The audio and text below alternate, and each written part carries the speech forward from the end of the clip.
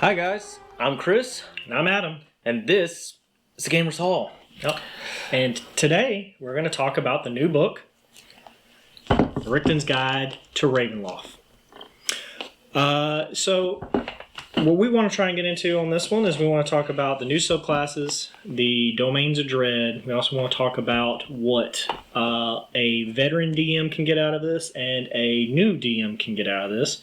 And hopefully at the end of this, we'll be able to give you some ideas on role-playing aspects you can have, some campaign ideas, and also some ways to really bring out that dread that this is supposed to have. Because we want you, if people are in this, they need to be afraid. Yeah, and I think a few homebrew options might help increase that. Yep. So, Let's get into it. yep, let's do it.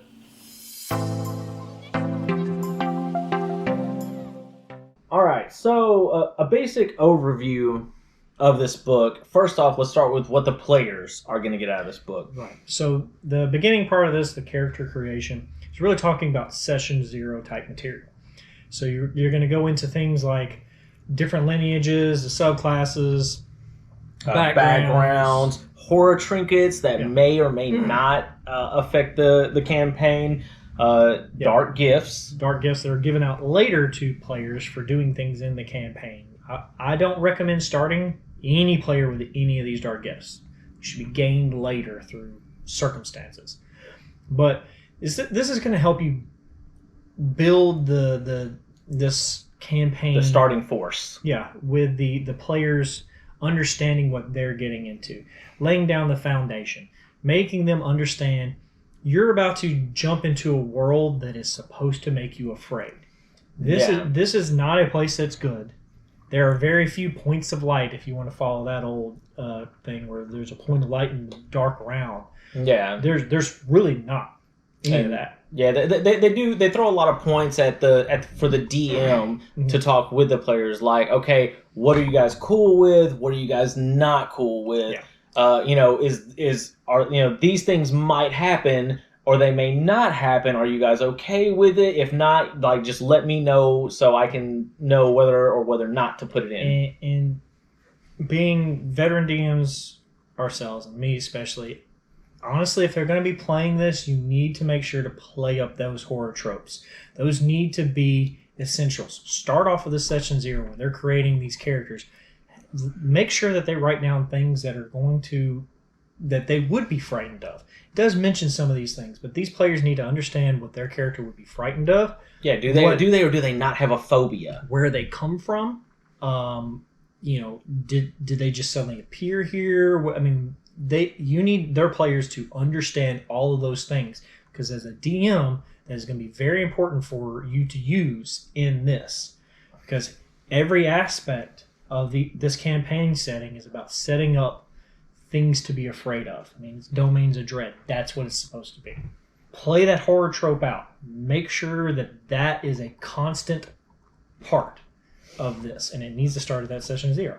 Yeah, it definitely needs to start at the session 0 because it's going to be the driving force for the campaign. Mm-hmm. Yeah. So the basics you expect from the beginning. Nothing too crazy here. Like I said, the dark gifts are the only thing crazy from this beginning, but they should not get any of those beginning unless you have some really quirky story for why they would have one at the beginning. Don't give it to them. Yeah, they are mostly good for them, but there is a definite detriment to having one of those. And the DM is really going to have to play off of that detriment, because it's not going to be, the detriments aren't in the dark gifts themselves. It's in a description, and the DM has to go off of those descriptions to really explain how it's going to be a detriment.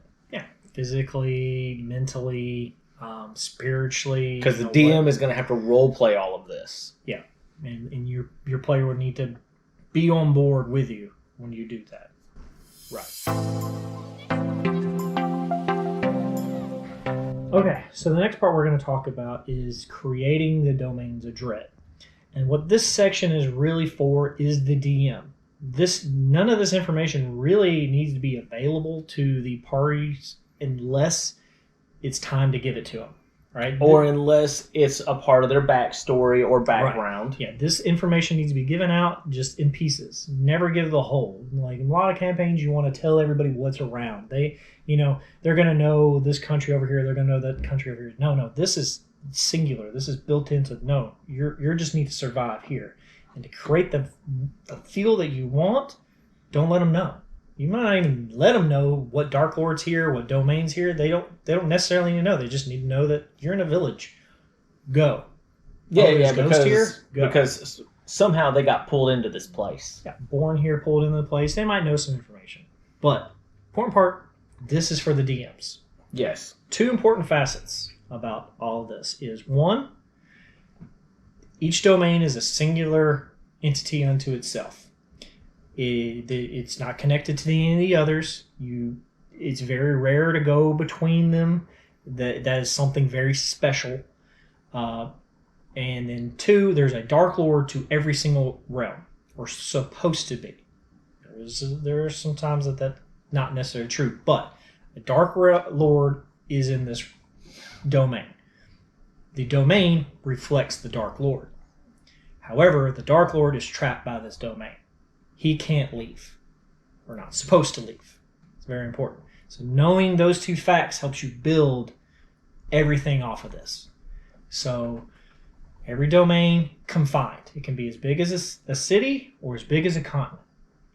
You define the scope, and a lot of these are already defined. Also, every one is basically a horror trope. Yeah, because... Or 2. Also, a lot of times 2 horror tropes. Each of the domains, they have some really beautiful maps to go with almost all of them. Yeah. And the maps will help you find what you're looking for. Also, it could be something later on the players can discover. Or maybe you can say, hey, these are disappearing. You can go reverse with it. They might have had a map to begin with, and now it's going away. But a lot of this is for creating the domains of dread. It's helping the DM to build, describe, and detail what the players are seeing, what they're getting into, what they're going to come across. Yeah. So as a veteran DM, this whole section is going to help you focus straight in on exactly what you're looking for. You're going to know exactly what your Dark Lord's intentions are, why he's trapped here, what he wants to do, and how the domain is affected by it. Yeah. You're going to know all those features that you need to construct this in order to create that horror campaign that you want to do. Yeah, because they give you a bunch of different blocks, and they ask a bunch of different questions that a DM is going to need to answer. And a veteran DM might already have all of these known, and he or she might miss a few of these. So it's nice to just go in and look at them and be like, oh, hey, you know what? Yeah, I didn't think about that one. But it's definitely helpful for, DMs just starting out that really want to get into this, because it does ask all those questions, and it gives you pretty good examples on every single one of them and what they are and what to expect. So it's good for both. Probably the less experienced DM is going to get a lot more out of this than a veteran DM would, because the veteran DM should know most of these answers and what they're going for and how they want to play it. It's just going to help them hone it. But a new DM will have a lot of wealth of information to use and a lot of things that they can play with, and toys and feels. Yeah, and it also talks about the different types of horror campaign that you're wanting to run. Like, are you wanting to do a mystery mixed with some folk horror? Are you wanting to do slasher ghost story? Maybe like a dark age aliens. You can play up a Cthulhu style aspect, or you can go full complete on ghost story. Or Frankenstein. Yeah, you can any of those horror tropes you've seen in any movies, read any books. They give you the ability to mix the things together to get exactly what you want, but with enough play to change it how you want. And that's in essence what they're aiming for with creating this domain. Yeah, because every DM is going to play it differently than another DM would.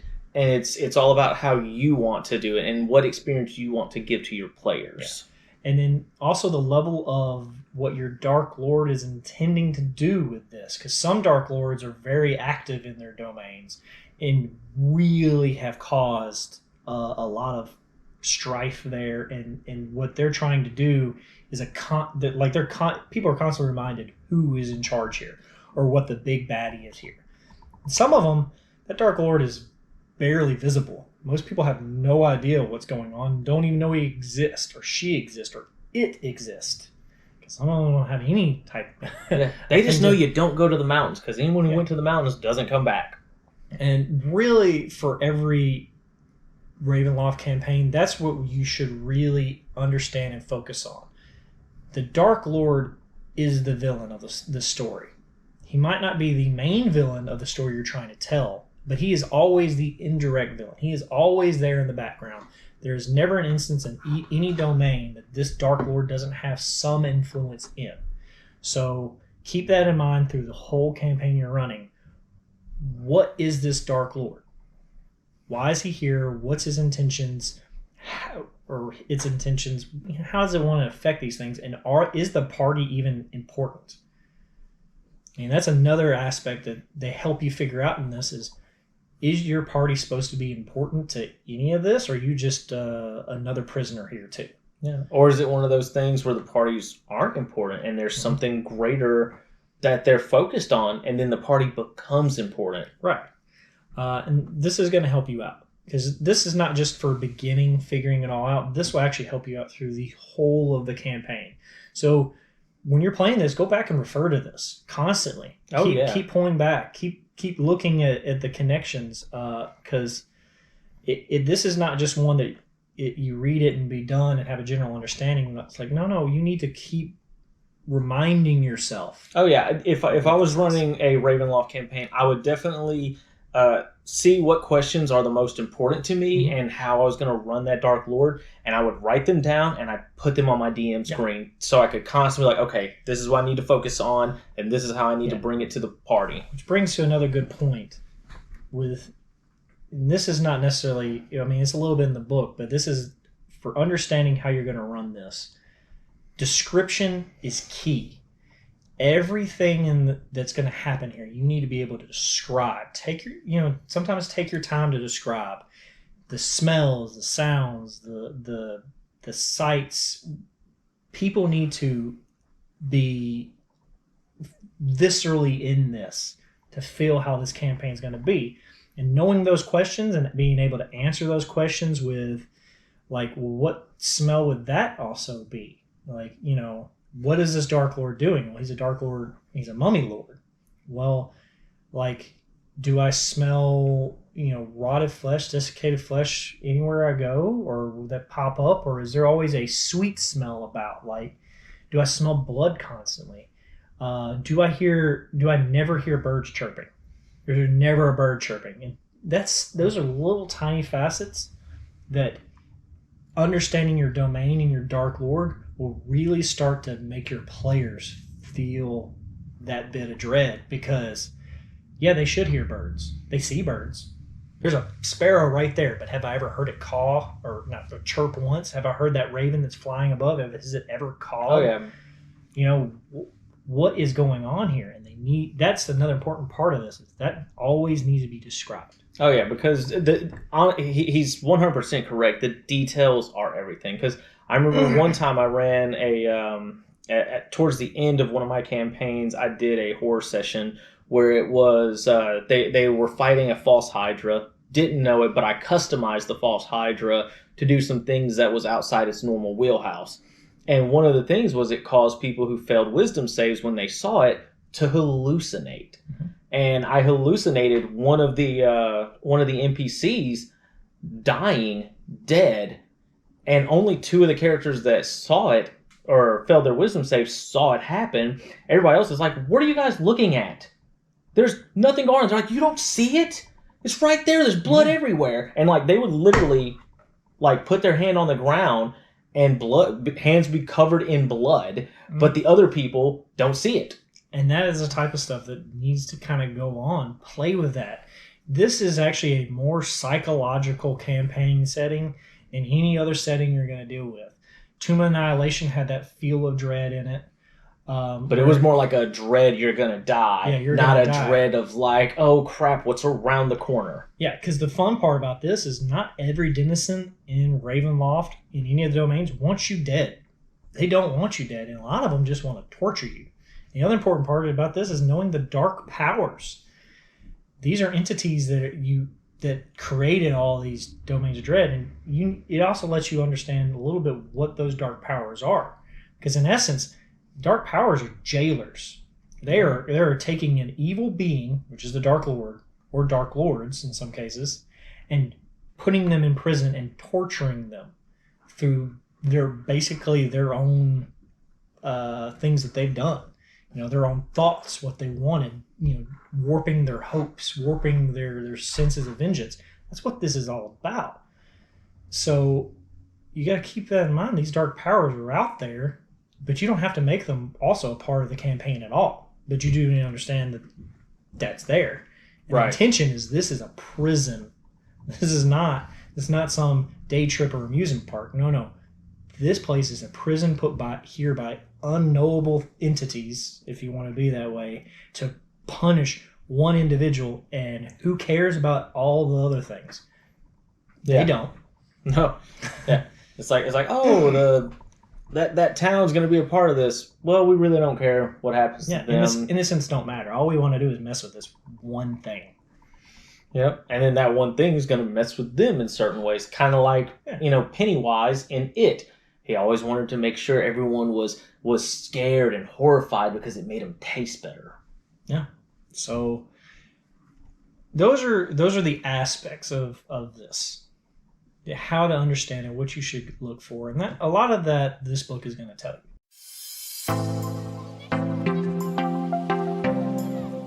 All right, everybody. So we're going to talk about the next part of this, and we're going to delve a little bit onto the aspects of each domain. So the very first and most important part about the aspect of every domain is the mist. Yes, everyone knows about the mist. The mist borders this entire domain. Yeah. And that doesn't mean that they have to be afraid of the mist, all you can make them, but everything that's in this domain knows of this. They know that this is where the land stops. You don't go past this mist. That doesn't mean something couldn't try. You can go in the mist, but it might shoot them right back out, or they might end up in somewhere random. Yeah, they might end up like on a different edge of the mist in a completely different location. Or they're lost. Yeah, forever. They just wander in the mist. You could literally say, hey, is this your choice? As a DM, you say, is this your choice? You want to go into the mist? And they say, yeah, let's figure out this mist. And you go, you're lost. And then for the next two sessions, you can say, you're lost. You're not here. Or they're dead. You could just say, no, you're dead. Or when they wander into the mist, the reason people don't go into the mist is because the biggest, scariest monsters, even scarier than the lords of the domain, don't go into the mist because there are bigger, scarier things in the mist that will kill them. Which these are ideas for you to play with this mist, but every one of these domains must have the mist connected. It's a very integral part of every domain. And however the DM wants to roleplay his or her mist, they can do it however they want. Yeah. And also visually how it looks as well. I mean, because is it billowing fog that just gradually goes away? Is it like a red misty blood cloud? Yeah, or is it like a solid wall of just force? Gas clouds there. I mean, that looks kind of like Jupiter floating around. You explain those so when people sees it, they'll go, okay, I know what that is. I know what I'm looking at because it's important. Description and definition. Oh yeah, and how do they feel if they try to go into it? Like, does it take their breath away? Do they get these creepy feelings? Does their spine tingle? Yeah, or just smell. Yeah, they smell. There's always a salty smell.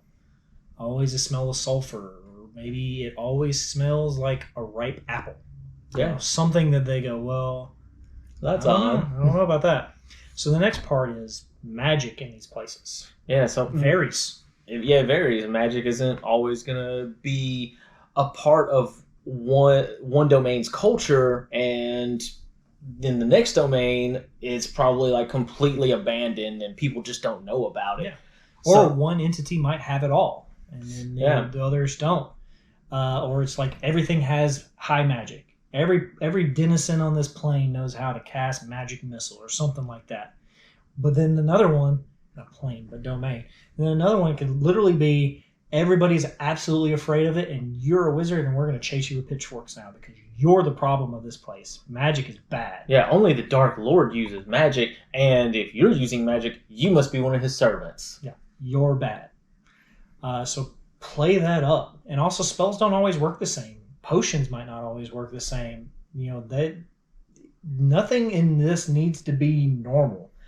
You need to twist it, not too much. Don't overdo it. But you could just change something like, okay, a potion of healing. When you drink a potion of healing, it tastes like blood, or it shrinks your hand for a couple of minutes. Yeah, or when you drink a potion of healing, you literally cough ash. Yeah, give a little effects that promote this isn't normal. Yeah, right. Another thing that's not normal is the denizens of each realm. Or each domain, they are not all exactly what you think. The most important part is they might not even be real people. They're soulless shells, as they call them. They are things created by the domain that continually torment this Dark Lord or the other people that are trapped here. Yeah, like one day the Dark Lord might go into the town and kill half the village. And then you guys fight off whatever forces he brought with him. He goes away. You guys take a long rest the next day. Everyone's back. Yeah, Jacob the Carpenter is back building the same boat he was the day before. Just that's like important. Like a Groundhog's Day loop. Yeah, well, I mean, even talking about the loop. People that actually have souls here could die and be trapped and be reincarnated again and again. And maybe they know that they've been reincarnated, or maybe they just started to forget over a long period of time. That's another thing here. People come into the mist. Some people are born here. Some people are created from the domain. Mm-hmm. Some people wander into it. Yeah. So you never know who is a wanderer and that's just been here for a while, or who the domain created. Yeah, because even those soulless shells might say, "Yeah, we just wandered in here." Yeah, they don't know. There's no way you'd be able to tell. As a DM, you could know, but the players would never be able to figure out without doing something amazing to figure that out. Figure out who has a soul here. Because how crazy would it be if the person who does have a soul is like, hey, we offer this person up for sacrifice. Get rid of them. And it's like, Jesus, you are a very evil person. It's like, he'll be back tomorrow. Don't worry. What? Yeah. Wait a minute. It's like, yeah, if I die, I'm not coming back tomorrow, but they can die and they'll come back. Which, is a great act. Somebody maybe who's figured that out. That's great acts of depravity that they need to accomplish. Maybe they now know that that's how they survive. So they're willing to do these horrific acts, just like the Dark Lord started to do. Because, by the way, every Dark Lord is unapologetically evil. They are in it for themselves. They fully understand. Well, they don't fully understand. They fully accept what they are. Yeah, and that's what they do. That's what they want to do, and that's what they're going to do. Also, anyone, once you start playing in some of these domains and you get to the higher levels, we were talking about how the magic, it could be corrupt or doesn't work the same way. In a lot of these places, the wish spell doesn't work. Teleportation doesn't work. You can't teleport yourself out of the domain. You can't planar travel out of the domain. Yeah, in some cases, teleportation might not even work inside the domain, period. You might not be able to get from point A to point B. You might have to travel. Like, there's no fast way you're getting there. You're going to have to go through it. And things like Mordekainen's Magnificent Mansion that creates a dimensional thing might not function. Or if it does function, it might not be what they expect it to be. With these extra dimensional things, they definitely do not function the way that they are intended to function in the normal rules. Right. So make sure they understand that, or make them run into that on their own, and then be horrified by what happens. Also, each place, different cultures, yes, different different fields. They might not. This domain might have mad scientists that are doing all kinds of crazy things, and then this domain is just your small village farmers who have never seen magic ever. Yeah, but I mean, language, currency, ways of life, what they're looking for, knowledge that they know. These are all aspects of each different domain that is unique unto them. Mhm. I mean, that's aspects that are important because, like I said, these are prisons. People don't leave this, so you might come in here knowing common, but nobody knows common. They all know Barovian, and you can't speak to a single one of them. You have to learn Barovian to talk to somebody in Barovia. Yeah. Which is a whole nother aspect. Your money, your gold coins you came in, no good here. Yeah, because they all have the trade and barter system.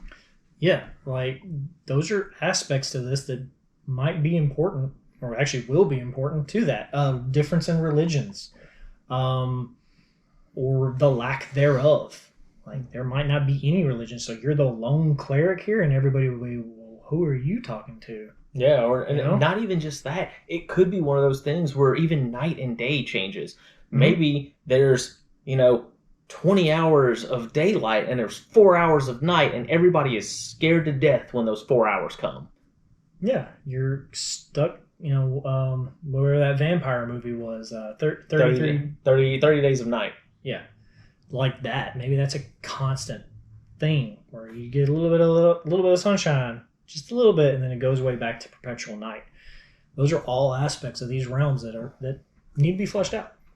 Yeah.